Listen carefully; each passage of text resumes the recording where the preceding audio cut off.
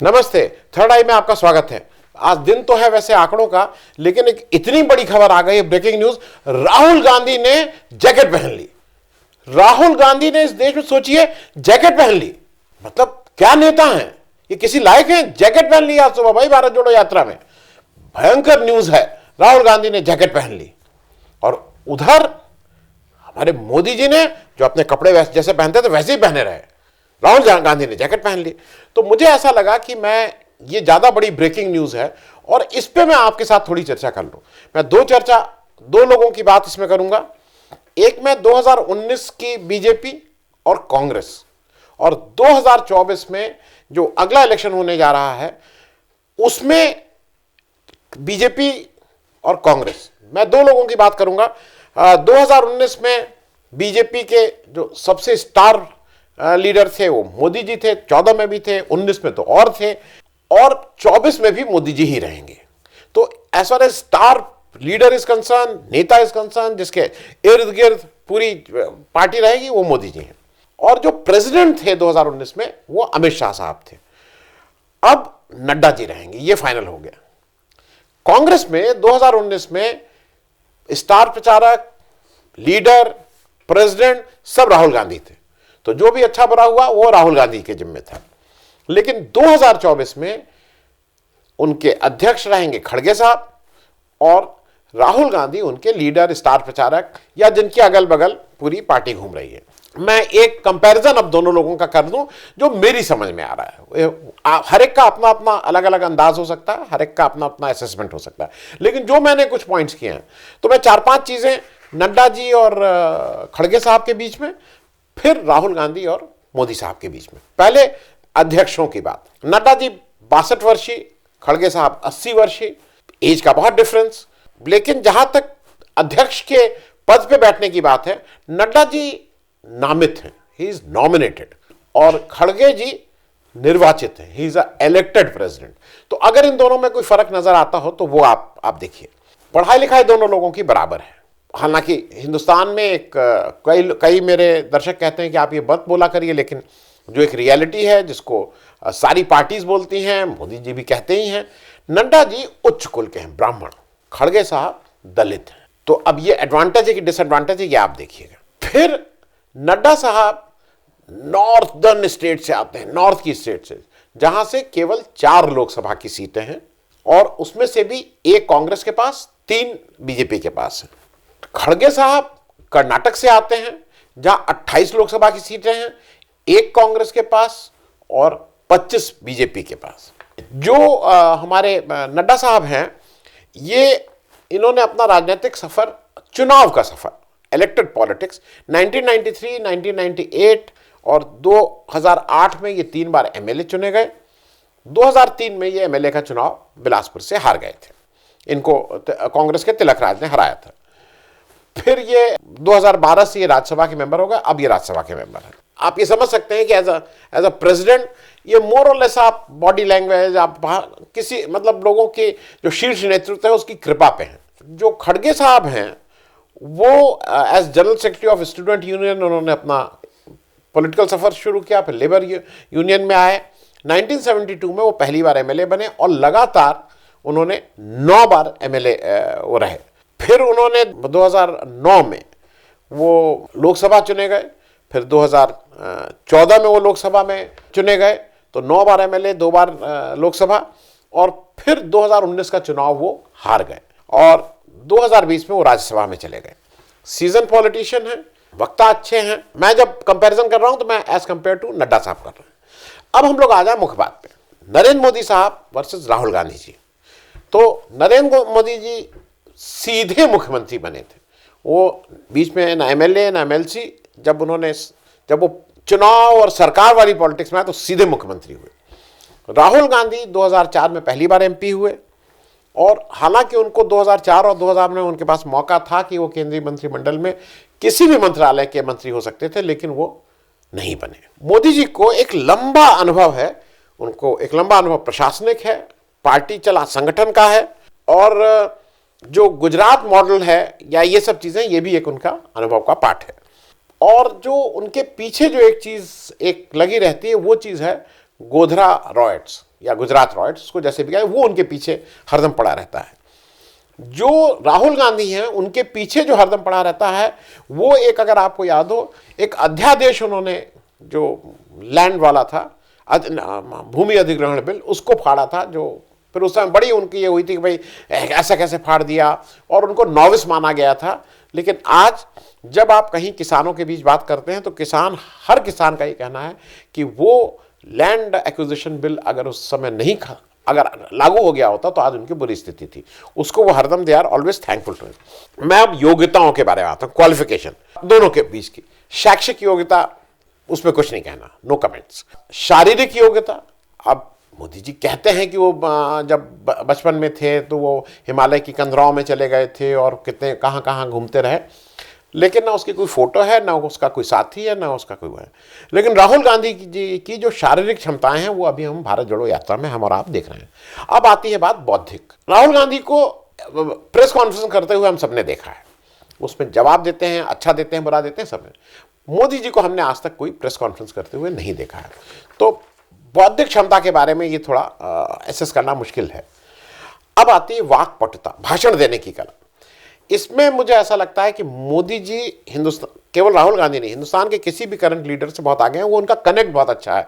लेकिन उन्होंने जब से टेलीप्रॉम्प्टर की उनको आदत पड़ गई है, तब से क्या हो गया है कि वो दिक्कत हो गई है। अब वो वाला कनेक्ट नहीं रहेगा। अगर टेलीप्रॉम्प्टर में गड़बड़ हो जाती है, टेलीप्रॉम्प्टर नहीं चलता है, तो नॉर्मल भाषण भी नहीं दे पाते हैं। राहुल गांधी वाक्पटुता में बहुत अच्छे नहीं हैं, कोई बहुत बांध नहीं पाते हैं, लेकिन दिल से बोलते हैं। जहां तक चुनाव की बात है, जो हमारे मोदी जी हैं वो बहुत ही अच्छे चुनाव के मैनेजर, चुनाव को समझते हैं और पीके और इन सब की तरह के लोगों को समझते हैं कि इनकी अहमियत क्या है, कैसे चुनाव जीता जाएगा, प्रशांत किशोर को लाओ, ये करो, इत्यादि इत्यादि। और आज तक वो कोई चुनाव हारे नहीं है। राहुल गांधी इससे अलग चुनाव से ज्यादा राजनीति में वो विचारधारा को तवज्जो देते हैं, और वो चुनाव अमेठी से हार चुके हैं। जो हमारे मोदी जी की जो बिगेस्ट आइडिया थी, जिसको आप कह सकते हैं ना उनके जीवन का सबसे बड़ा कॉर्नरस्टोन और आइडिया था, वो नोटबंदी था, जिसको आप जैसे भी कहिए, आज ना कोई बीजेपी वाला उसकी बात करना चाहता है, ना कोई बात करना चाहता है, which was a flop show, और जो भारत की आर्थिक स्थिति को पीछे लाने में उसका बहुत बड़ा कंट्रीब्यूशन है। राहुल गांधी की जो बिगेस्ट आइडिया थी वो नरेगा थी, अब मनरेगा उसको बोलते हैं, और उसने गांव के एक वर्ग विशेष को, गांव के गरीबों को के जीवन बदलने में उसने एक बहुत बुनियादी फर्क डाला है। जहां तक भाषा की बात है दोनों लोगों की, वो मैं ये जरूर बोलूंगा कि भाषा के मामले में जो मोदी जी की भाषा वो उपहास की होती है, वो नफरत और कई तरह की वो बातें करते हैं। राहुल गांधी की भाषा उस मामले में संयम की रहती है, और वो प्रेम की बात करते जा रहे हैं, जो एक उनका लेटेस्ट आजकल चल रहा है कि नफरत की बाजार में प्रेम की, मोहब्बत की दुकान खोलेंगे, इत्यादि इत्यादि। फिर एक बात आती है जरा शो ऑफ की, जिसको हिंदी पट्टी में बोला जाता है भौकाल की। तो भौकाल में तो हमारे मोदी जी बहुत आगे हैं। उनको अच्छा लगता है वस्त्र बदलना, वस्त्र चेंज करना, गर्मी में भी वो शॉल ओढ़ते हैं पश्मीने की, दिन में 2-3 बार अगर अलग अलग है तो अलग अलग करते हैं। बहुत ही इज़ वेरी कॉन्शियस कि वो कहाँ कब क्या पहन रहे हैं, उस ओकेजन के अनुरूप है कि नहीं है। राहुल गांधी जी, जो उनकी एक बर्बरी की कोई टी शर्ट थी उसको लेके हल्ला मचा, अभी तक कभी हम लोगों ने उनको ये नहीं देखा कि वो कोई कपड़ों पे बहुत ध्यान दे। और उसी के रेफरेंस में आज मैं बोल रहा था कि जो ब्रेकिंग न्यूज़ हो गई, जब आज सुबह शायद बारिश हो रही थी जैसा लगा, क्योंकि उन्होंने सुबह कुछ एक पहना हुआ था और ऊपर हुड भी लगाए थे, फिर वो 1-2 घंटे की यात्रा के बाद उन्होंने वो हुड उतार के, मतलब वो जैकेट उतार के फेंक दी थी। तो ऐसा, और वहाँ बारिश हो रही थी तो रोड गीली दिखाई ही दे रही थी।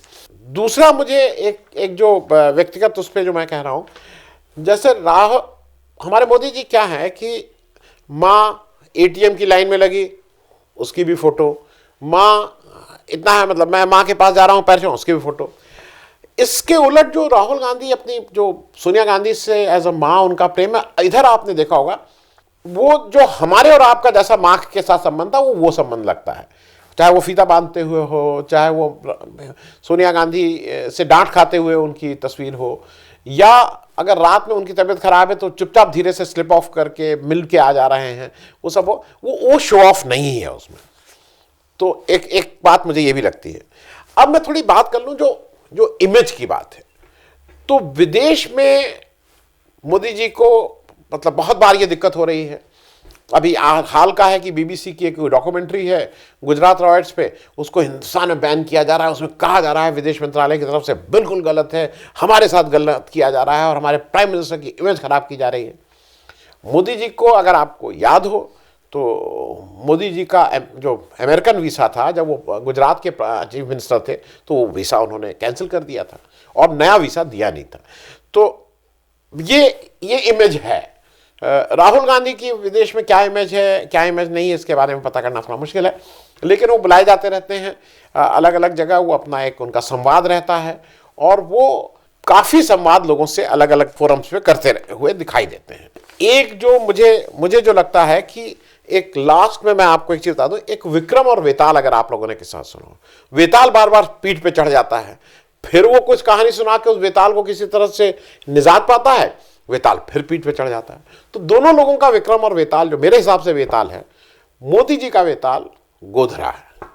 वो कहीं पे भी घूमते रहें, कुछ भी करते रहें, गोधरा के रॉयट्स, गुजरात रॉयट्स कह लीजिए, वो उनका पीछा नहीं छोड़ेंगे, नहीं छोड़ते हैं।